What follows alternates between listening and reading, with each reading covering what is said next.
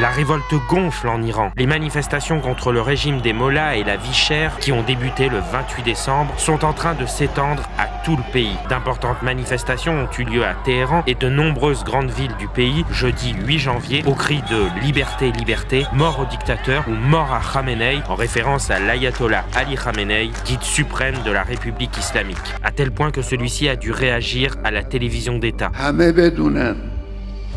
جمهوری اسلامی با خون چند صد هزار انسان شریف روی کار آمده در مقابل کسانی که تخریبگرند جمهوری اسلامی کوتاه نخواهد آمد.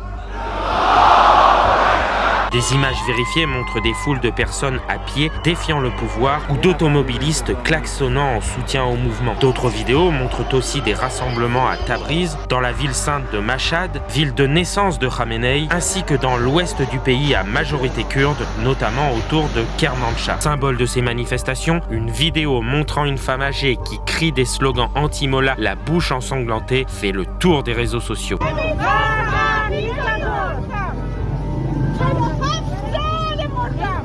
La République islamique est d'ailleurs critiquée par des ONG pour sa répression contre le mouvement. Elles accusent les autorités d'avoir ouvert le feu sur des protestataires, faisant des dizaines de morts depuis le début de la contestation le 28 décembre. Celles-ci craignent d'ailleurs que le bilan est pire. Le fils de l'ancien Shah et figure de l'opposition en exil, Reza Pahlavi, a exhorté vendredi à une nouvelle démonstration de force dans les rues afin d'amplifier la mobilisation et affaiblir davantage le pouvoir répressif du régime. Ces manifestations sont les plus importantes en Iran depuis celle survenue après la mort en 2022 de Mahsa Amini, arrêté pour un voile prétendument mal ajusté. Ali Khamenei voit lui dans ces manifestations la main des États-Unis.